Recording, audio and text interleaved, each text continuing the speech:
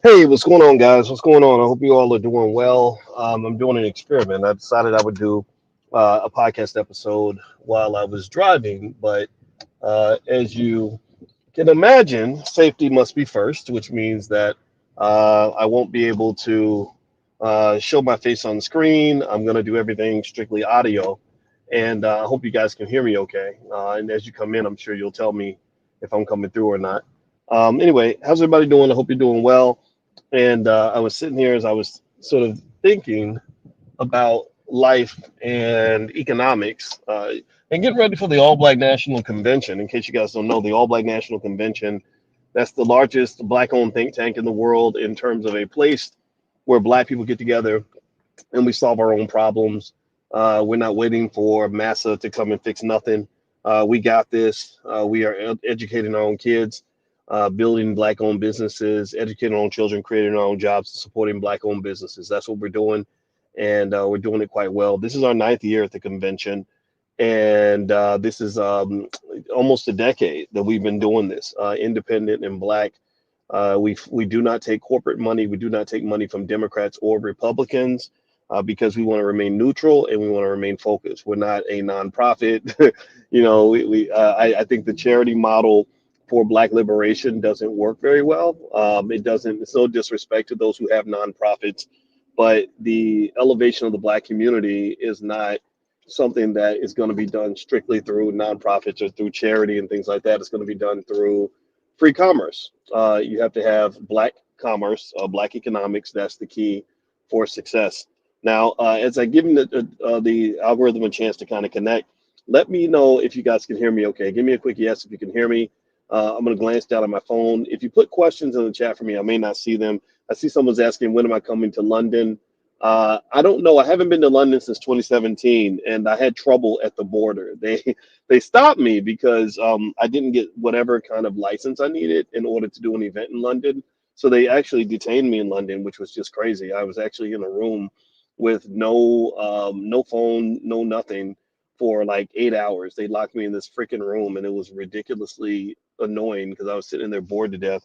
And nobody in my team knew where I was. They were all worried sick, trying to figure out what happened to me. They thought I got kidnapped or something.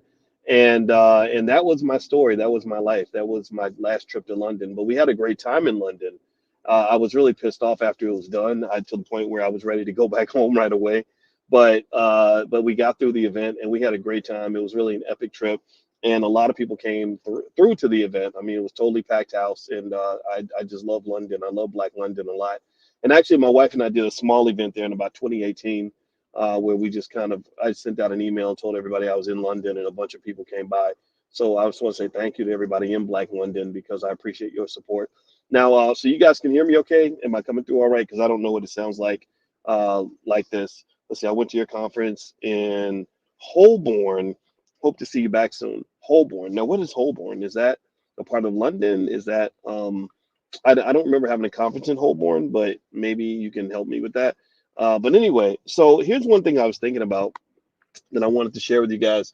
I was thinking about like the way we're kind of raised and the way we're kind of taught in this society as Black people. I was thinking about how we are indoctrinated into a certain belief system where we spend all this time getting all this training, right? I want you to think about, give me a yes in the chat if you went to college. How many of y'all went to college? Most of you went to high school. Oh, Holborn. Okay, it was the hotel. Thank you, CBC. I appreciate that. How many of you went to college? How many of you have a job that requires some sort of training, some sort of skilled labor or a skilled position? Give me a yes in the chat if you are a skilled worker, laborer, whatever it is that you do, if it requires some sort of schooling, training, a degree, a certification, or something like that. Give me a yes. Okay, so I know a lot of you are going to say yes. And I know you are because I know who you are and I know what you do. So I want us to think about this, right? As Black people, one of the things that we've always believed and been led to believe is that more education and more training is the key to our liberation. Am I right or am I right? Give me a yes if you agree. One of the things that we were taught growing up, particularly those of us that are Gen X and beyond, we were taught growing up that if you want to get ahead, you want to go to school, get an education, get a degree, and this takes time. This is very expensive. This is a massive investment. It's not an investment of money typically. It can be, right? A lot of y'all are hit with student loans. So it's a massive investment of money, but it's an even greater investment of time and energy, right? So because remember that there is in economics, there's something called an opportunity cost. An opportunity cost is basically the fact that when you choose to do one thing, you are missing the opportunity to do something else. Okay. So opportunity cost is that shadow. They also call it a shadow cost. It's a shadow cost because you don't think about it, right? It's in the shadows, meaning that if I spend my time doing option A, I could have been doing option B. And so whatever I would have gained from doing option B, I'm going to lose because I was doing option A. So I'm paying the shadow cost, whether I like it or not. So give me a yes if you understand those concepts. So you got opportunity costs, you've got the cost in terms of time, the cost in terms of money, and then you've also got the cost in terms of energy because going to school, getting training, all this stuff takes energy, right? Now, stay with me now. I have a point I want to make on this. I think this is a critical point in terms of thinking about our existence as Black people. So here is my concern. When we were told that additional training and additional education was going to be our key to liberation, nobody asked the important question. Nobody asked the important question. Well, what's the important question, boys? Well, the important question is what kind of education should it be and who should be providing that education? Do you understand? So we never thought about that. We never said, well, who's going to be teaching our kids? Who's going to be teaching us?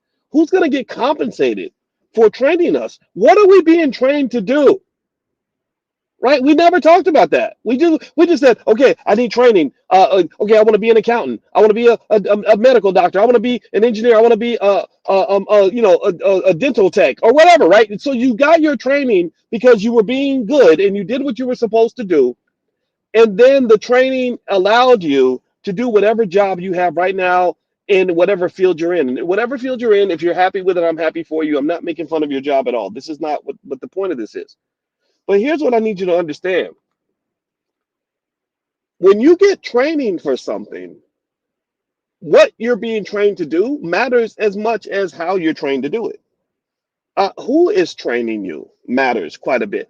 Who benefits financially from training you? All these are questions and really almost adjacent variables, secondary issues that we never discuss that I think it's time for us to discuss. It's time for us to really embrace what I call Blackness 2.0. Blackness 2.0 is where you have to question everything. You got to go back and look at the whole process.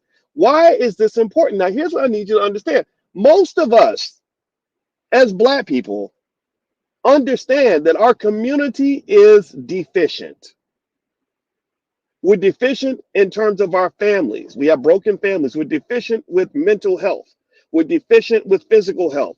Our children are not getting what they need. There's too much violence, too many problems, too much stress, right? How many of you would agree with me on the basic general idea that the Black community is deficient? Give me a yes if you agree with me that as a community, we're not getting what we need. How many of you would agree with me that as a community, our children are not getting what they need? How many of you would agree with me that as a community, our communities are not where they should be in terms of resources, infrastructure, all that stuff? Give me a yes in the chat if you agree with that fundamental premise. Why would I bring that up? Well, the reason I bring that up is because given that we have this deficiency, that then leads to a really important question, which is whose job is it to address the deficiency? Who's gonna fix that? And who is fixing that? Not just who is fixing that or whose job it is, but who's got the training required to fix that? Who can go into the hood and go build houses? Who can go into Black families and fix the mental health crisis amongst our families? Who can go out here and really help us when it comes to our economics so we can own some businesses and get some capital in this space? Who can help us? Who knows how to rebuild a broken Black family that was devastated by drug addiction? Who has the skill to do that? Who's trained to do this? And then I ask you this question because here's where the rope-a-dope is. This is the epiphany that I came to at the age of 50. I was 53 years old. I was today years old when I came to this epiphany. And the epiphany is very simple. The epiphany is, holy crap, there is nobody, there's no group of people receiving specific training that is required to build the Black community. We spend more time training to run a white man's business than we spend to build a Black man's family. And why is this important? This is not anti-white. I don't get into that. So don't think that's what this is. I'm not gonna sit out here barking about the white man did this and the white man did that. No, if I'm gonna bark first at us. I'm gonna bark at you. I'm gonna bark at me. Because in order for him to do something to us, we have to allow it. We had to choose to allow these things to happen. So here's what the rope-a-dope is. Most Black people have a deficient community because most Black people spend more time training for their damn job than we spend training how to build a strong Black community. So as a result, the American economy is stronger than ever. Well, it's stronger than ever because every day you're getting up and you're giving 40 hours a week of labor. It's strong because you spent $200,000 going into debt so you can go to college to get a degree so you can go run somebody else's business. Well, the economy's strong because all of the skill and energy that you put into self-development, what you define as self-development, had everything to do with him and his stuff that it had to do with you and your stuff. Do you understand what I'm saying? You know, his stuff is strong because we've all poured into it. Our stuff is weak because nobody's pouring into it. Imagine if every Black person spent the same amount of time training to run a Black family as we spend training to get a job.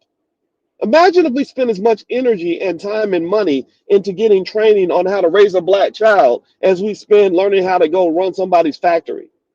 Think about all the degrees, the associate's degrees, bachelor's degrees, master's degrees, and PhDs that we have in our community where the expertise is focused solely and specifically on building businesses and institutions that are in other people's communities. Do you understand what I'm saying? Do y'all get what I'm saying? I probably sound a little radical for some people. And the reason it sounds radical is because you're not used to that. You're not used to somebody saying this. You're not used to Black people saying, well, what about us? You're used to Black people saying, well, what about them? Let's take care of them. Let's talk about them. Let's worry about them. Let's make sure them are good. But I kind of think we need to turn that football on its head a little bit and start asking ourselves, at the end of the day, are we good? You know, because you know your boss makes sure you're keenly aware if your factory's productivity is not at the optimal level. You're keenly aware if you didn't show up to work at 9 a.m. like you were supposed to. He makes sure that you're keenly aware of how to do your job at the highest level. And you were trained for that. They spent years training you on how to do that work, whether you're a dentist, a doctor, a nurse, a school teacher, whatever it is you do, you probably had to go to school for at least a couple of years to do that. Some of y'all went to school for 4 years. Some of y'all went to school. Some of y'all got master's degrees. Some of y'all went to school for 6 years. Some of y'all went to school for 8 years. So I think that what we have to really say is, who in the Black community is going to school to learn specific skills designed to solve problems in our community?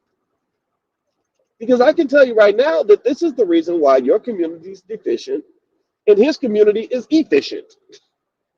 This is why your community is lacking and his community is packing. While they're sitting on trillions of dollars in wealth, and you're still hoping that somebody might give you a check for reparations. Think about this. You are. I think somebody wrote, "I'm tired of working." You know, that's it. I mean, that's what it is. I mean, think about this. This is so interesting, right? Your energy is zapped and drained because you spent all your energy doing something that literally is doing almost nothing for your community. We got millions of people like that. We got probably 20 million Black people in the workforce working hard so they can get a paycheck, which, right, I get it, you got to pay your bills. But every bit of that wealth and excess that's coming from that labor, it's going to somebody else. So why wouldn't it be the case that he's rich and you broke? Why wouldn't it be the case that his community is stable and yours is not? Why wouldn't it be the case that his children are doing well and your kids are not? I mean, and I want you to kind of imagine it. Instead of me sounding negative in terms of how I break this down, I want you to imagine the reverse. Imagine a world where we develop the infrastructure such that most black people spent 8 hours a day thinking about black problems instead of thinking about white owned problems. What if we had a world where millions of black people spent the day working into the ground to solve black problems instead of working themselves into the ground at their jobs? What if every day was spent educating and preparing black children instead of dropping them off at the public school so you can spend all your time at work and then they can ruin your children? So you got to understand, look, most black kids in the public school system are not getting an adequate education. And it's not their responsibility to educate our kids. I think it's our responsibility. But the question is, what happened here? How is it that we dropped our kids off to inferior educators? Oh, I know why. Well, because we're all at work. Well, that means that we need a different economic model in the black community. We need a model that is trained around us pouring into the things that matter and not pouring into the things that don't matter. We need a model that allows us to take responsibility for the things that are our responsibility and not take responsibility for the things that are somebody else's responsibility. So if you imagine a world where, culturally speaking, the majority of black people are trained in entrepreneurship from birth. They're trained from birth in ownership of assets. They own stock. The kids are taught to own real estate. The kids are taught to have their own business. Imagine a world where every child is trained at an early age. Like, look, these are the issues in the black community. This is where your energy needs to be spent. Almost like some countries where they push everybody to go into the military at an early age because they need to defend the nation. Well, I think that we need an economic military. We need people in our community that are being trained at an early age to know that their first and foremost objective is to serve our community, not to go serve somebody else. This is going to require a radical shift in thinking. This is going to require us to elevate our minds to a level that we've never been before. It's going to require us to become people that we've never been. It's going to require us to probably piss some people off. Because when you take resources away from one thing and you apply them to another, then those people who feel entitled to your labor, those who feel entitled to your attention, those who feel entitled to your resources are going to be upset about that. They're going to say, hey, wait a minute, you're taking something that belongs to me. Because I do believe that despite the fact that slavery allegedly ended 160 years ago, the truth of the matter is that slavery never ended at all. Slavery is still here. Slavery is still in full effect. Ownership of black people is something that is a global $1 trillion commodity. There are prison inmates that generate billions of dollars from their labor that they do every day, where they get paid $5 a day, $2 a day to do a job. There is a belief that black employees are owned. They just have to pay you something in exchange for your time, but what they pay you isn't enough for you to get ahead. It's not enough for you to actually become an owner in anything, and there's no rent to own plan inside your company. That you It's not as if they tell you, well, because you put all this labor into this business, we're going to give you a piece of it. They don't do that. They say, no, no, no, get your check and go on about your business. The ownership is for grown folks. Ownership is for people that care about their families. Ownership is for people that can see over the hill. Ownership is for people who are thinking about the next generation. Ownership is for people who love their kids. Ownership is for people who want to have a plan for their family. Ownership is not for people who can only think about the paycheck they're going to get on Friday afternoon. So what you have to do is really, when you think about what I said before, some people are going to get mad. But before you get mad, I encourage you to ask yourself, with all the energy and effort I'm putting out into this world, how much of that energy and effort is coming back to me and the people I care about? And in all the hours of labor that I spend on this job, how much of this is going to be passed down to my children? How much less is my child going to have to work because I spent so much time working? Right? That the work that you put in now is supposed to compile, it's supposed to pass through, it's supposed to accumulate, it's supposed to be an accumulative asset. So that means if I work 8 hours a day, 40 hours a week, or 2,000 hours a year, which is 20,000 hours a decade, or 100,000 hours over a 50-year career, if I put in 100,000 hours of labor, which is ultimately probably worth about $10 million. If I put in 100,000 hours of labor, then you shouldn't have to work at all.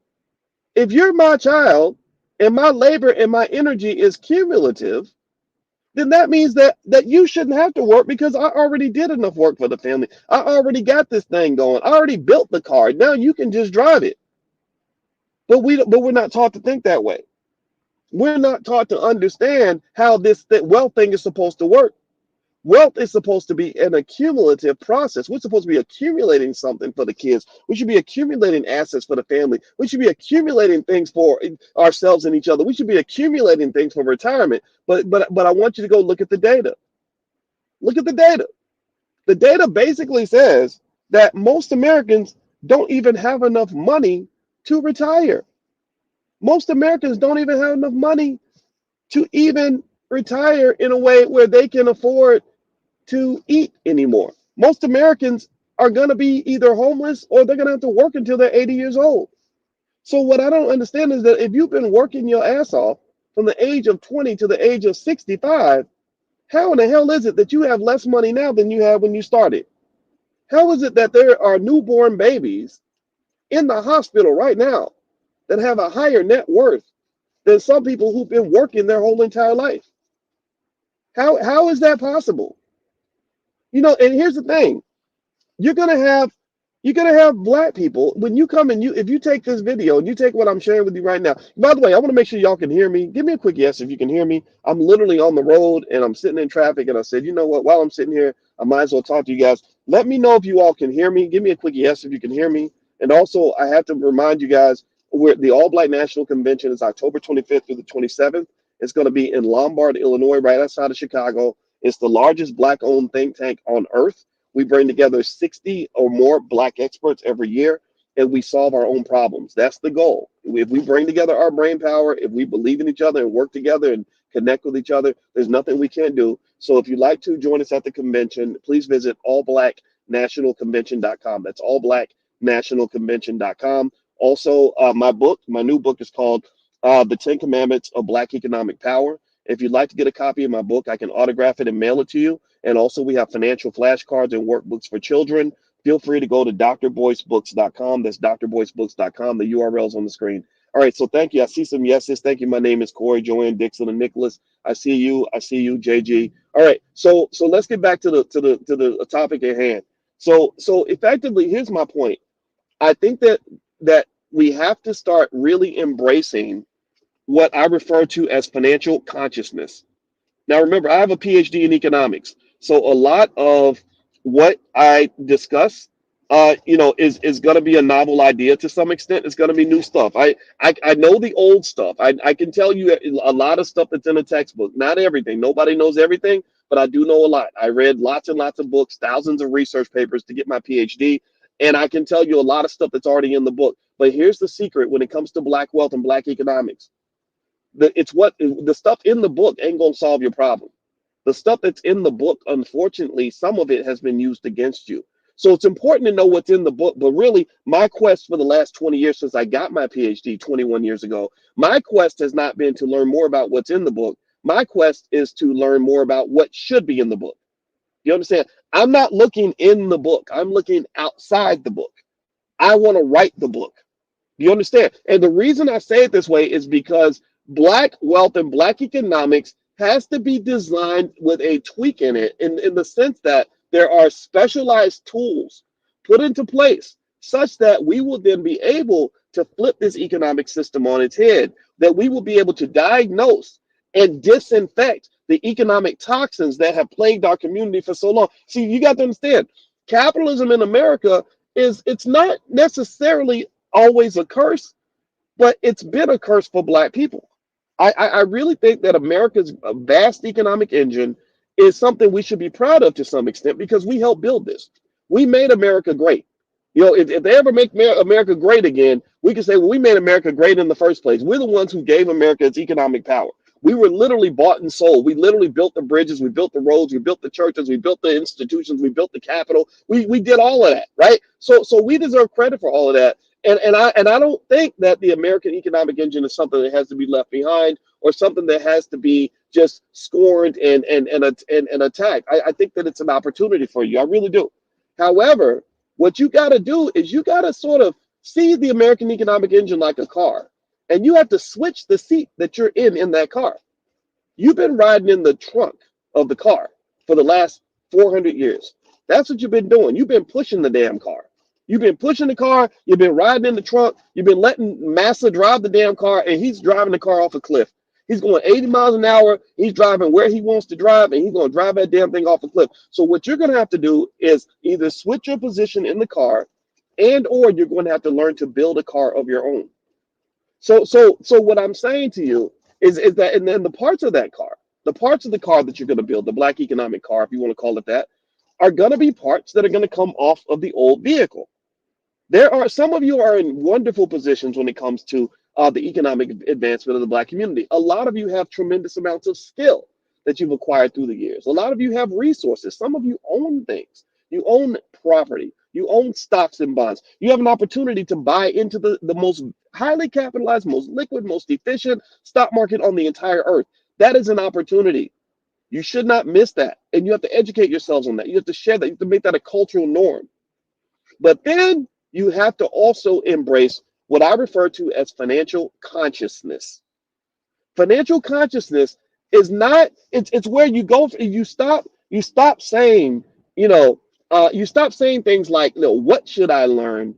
And you start asking, like, why should I learn it?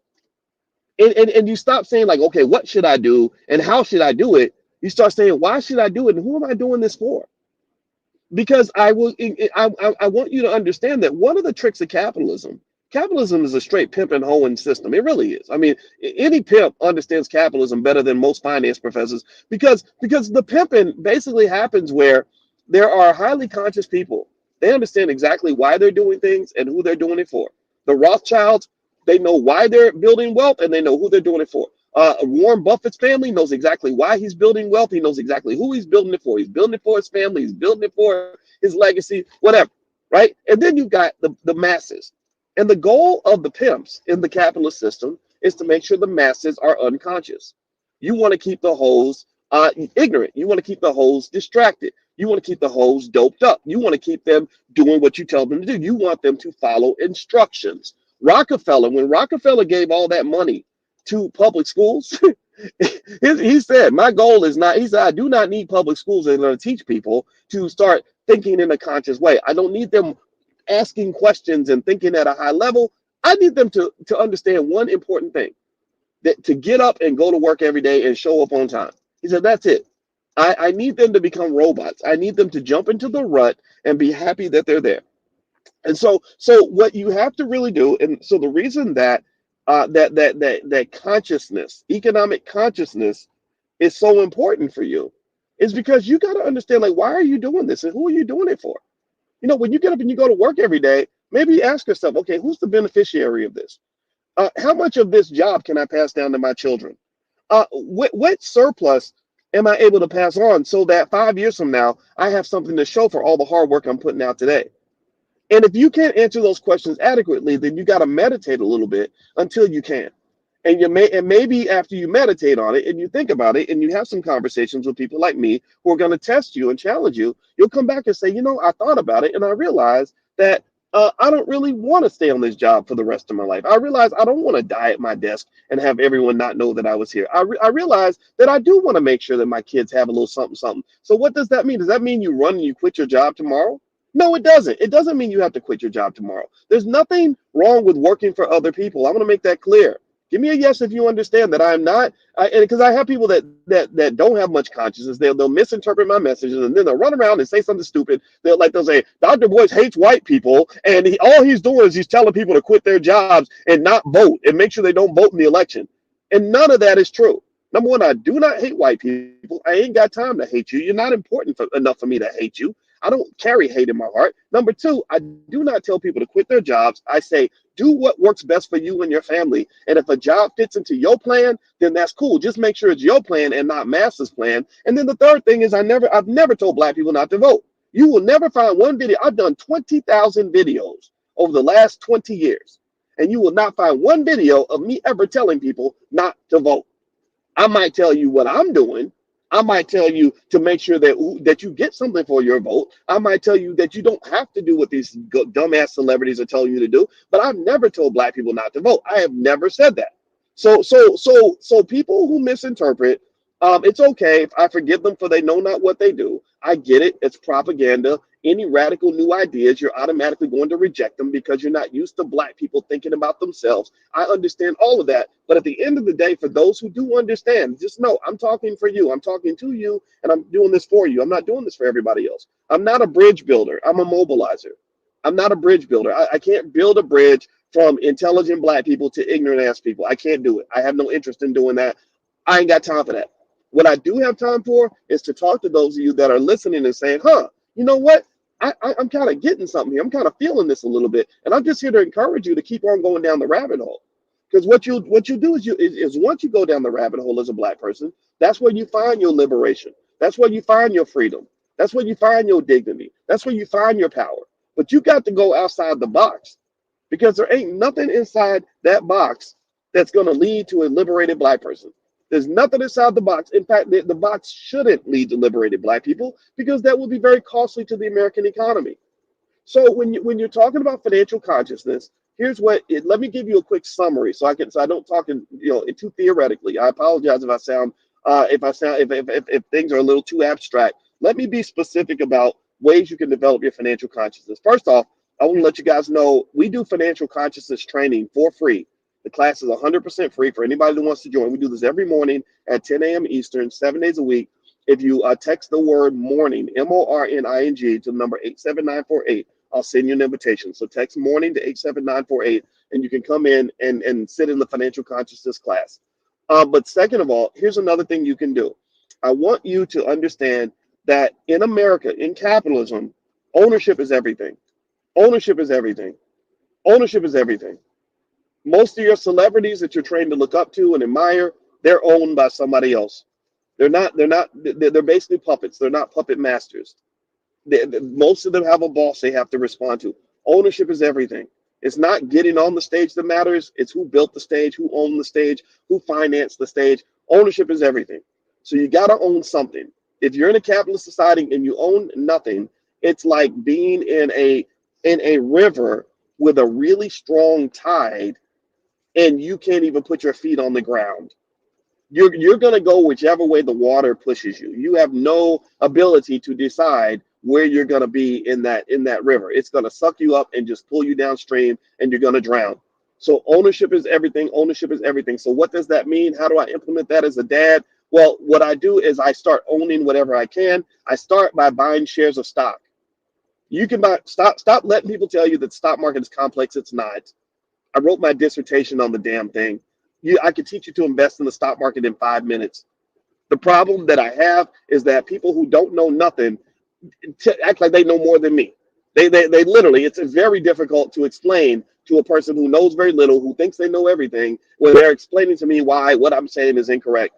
I wrote my dissertation on this stuff. I taught at Syracuse University 13 years. This is what I do. So if you don't know how to do it, you can go to blackwealthmasterplan.com. That's blackwealthmasterplan.com. The $5 a day plan is there. It's so simple that even a disabled monkey could do it. Like literally, a monkey that's not even as smart as the other monkeys could do it and make money. So that's the first thing. You can go to blackwealthmasterplan.com. That's free.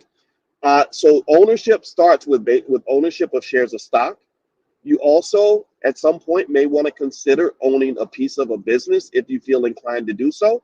Not everybody needs to be an entrepreneur. Not everybody wants to be. Not everybody should be. But if that's of interest to you, then I would say, generally speaking, what you'll find is that if you focus your economic culture on ensuring that everybody in that household is exposed to an entrepreneurial culture, if everybody in that household is exposed to entrepreneurial ideas, if everybody in that household is exposed to basic training on how to start a business before they train them on how to fill out a job application, you will find that that environment will produce entrepreneurs. You will find also that not just will that environment produce entrepreneurs, it's going to produce people that just know how to make money. I can't tell you how many situations I have been into where money was sitting right there in front of somebody and they couldn't see it because their financial consciousness was so low. They didn't see the value that was right in front of them. And so what I would say is if you want to know what an entrepreneurial culture looks like, well, one area where it starts might be family business meetings. Treat your family like it's an institution. It's the most important institution that you'll ever be a part of. So why not get together with your relatives and just say, hey, how do we figure out how to make money? Let's just share ideas. Let's share resources. Let's talk about investment possibilities. Let's learn together. So a lot of families in the Black Business School, we have 160,000 students around the world. What a lot of families are doing in the Black Business School is they're getting on a Zoom once a week, maybe once a month with relatives, and all they do is talk. And they do three major things together in their family investment club that leads to prosperity. Write this down. One, they learn together. They share knowledge. Four different brains all sharing everything that they know is better than one guy who thinks he knows everything, who's doing everything by himself. Because if I'm sitting with three other people, that means I'm gonna know what I know. I'm gonna know what you know. You're gonna know what I know. We are a better brain together than we are separately. So they learn together. Second thing that they do, they share. They share ideas. They share resources. They share connections. They it's like a family picnic where everybody brings a plate. If you imagine a family picnic where one person's bringing the green beans, the other person's bringing the ribs, somebody else is bringing the Kool-Aid, somebody else is bringing the dessert, that's going to be a delicious meal if everybody's committed to bringing something nutritious and valuable to the table. You feast on knowledge, you feast on connections, you feed each other with resources. That's how you make sure that nobody's hungry. Do you understand? The third thing they do is they invest together. They do what they call resource sharing slash asset allocation slash risk sharing. So what you might do is you might say, hey, let's all pool our money together and let's go buy this building over here. Well, me buying the building unilaterally might be extremely difficult, but me buying it with my four cousins who are also reliable people and us putting together a contract to make sure everybody knows what everybody's doing, that's much, much better. Now, the key thing, though, is you got to be really careful about blending money and relationships, because if the deal goes bad, you're at risk of losing a cousin. So what you really want to do is make sure you have good contracting and you only go into business with relatives that you can really trust. And you got to be prepared to walk away from the money if the money's going to cost you that relationship. So this is why, even though I'm a big advocate of family working together and doing business together, I've had to rethink some of that because I've seen situations emerge where family members stop speaking to each other over money. So you got to be really careful about how you do money business with relatives. But you can start by just buying a few shares of stock together. That's fun. That's an educational opportunity. And that's it. That's it. They're learning together. They're connecting with each other, which strengthens the family bond. You get a chance to talk to your sibling more than you would if y'all were both off at work all the time. And then third, you're making money together. And then when you get to the point where you're getting money together, let me just tell you, there's nothing better as a family. Nothing feels better than when you get together a group of relatives and everybody helps everybody else quit their jobs. That is the best feeling on earth. That will make you feel so empowered. And so if you go into our Prime program, for example, where we show students how to sell stock options and start little businesses by selling stock options, oh, we've got a gang of families that have, where they quit their jobs. They're making enough money to literally quit their jobs. So I would encourage you to look into stuff like that. A lot of people sleep on that, but selling stock options, that's exactly how I make my money. If anybody's interested, feel free to go to drboyceprime.com. The Prime program is amazing. People love it. And some people have been doing it for years. And it's not any sort of hype. This is not hype. This is real. This is real stuff. This is real money. I'm a pretty conservative investor. And so even though risk is always everywhere, anytime you invest, this is the best way to make money I've ever seen, because you can make the money without working, but you have to build a capital base though. And that's where the culture comes into play. You have to have a capital base that comes from ownership. It has to come from having a saving culture. I believe that one thing that a capitalist society does is it creates a culture where people don't even want to save. People don't even want to invest. People don't even want to plan for retirement. So when they have you on edge, just understand this. Remember, I told you that capitalism is it's a pimp hole culture. So what the pimps do is they keep you economically off balance. They want you struggling to pay your student loans. They want you deep in debt. They want you in a situation where you have to get up and go to work every day because that's how they get rich. So I would encourage you to not let these people play you because that's exactly what they're designed to do. And in fact, the next 20 years, you're going to see a retirement crisis unlike anything you've ever seen in your life. I guarantee it. The retirement crisis is coming. The retirement crisis is basically here. Most baby boomers have spent their lives working and don't have enough money to retire. So you're going to see poverty. You're going to see people dying because they can't afford their medication. You're going to see people in the grips of economic desperation. And what's crazy is that it's not going to get any better because the millennials and the Gen Xers are worse prepared than the baby boomers. So why did this happen? Well, you know what? I would argue that people are not prepared for retirement for the same reason that people don't stay married. Nobody's taught to sacrifice. Everybody's taught to think about the present. Nobody's taught to think about the future. Nobody's taught to think about the next generation. Nobody's taught to think about what happens if I keep doing this? What happens to me 5 or 10 years from now? What's going to happen to my family? Nobody thinks like that. Everybody lives in the here and now. And then eventually the future turns into the here and now. And when the future arrives, it shows up ugly. When the future arrives and it has not been planned for, it shows up like the worst type of karma you can ever imagine. So I would encourage you, if you really want to be smart in this economic system, do not do what everybody else is doing, or you're going to get what everybody else is getting. And unfortunately, most Americans are financially insecure at an absolutely epic level, and there's no plans to fix that. They don't want to fix that because if they keep you financially insecure, then you're going to have to keep coming to work, and that's what keeps the American economy moving. So, so that's my 2 cents on this, guys. I'm going to stop talking for a little bit. I may pop in again a little bit later. If you want to join us for our daily financial consciousness training, it's 100% free. Just pull out your phone, text the word morning, MORNING, to the number 87948. Text morning to 87948. Also, if you'd like to come to the All Black National Convention and hang out with us in person, we're going to be in Chicago, Illinois, October 25th to the 27th.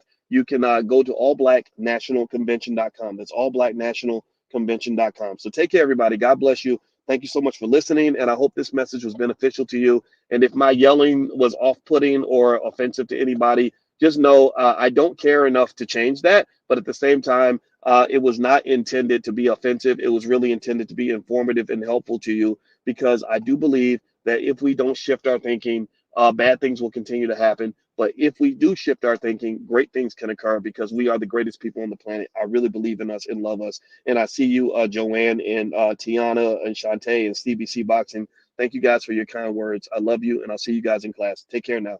Bye bye.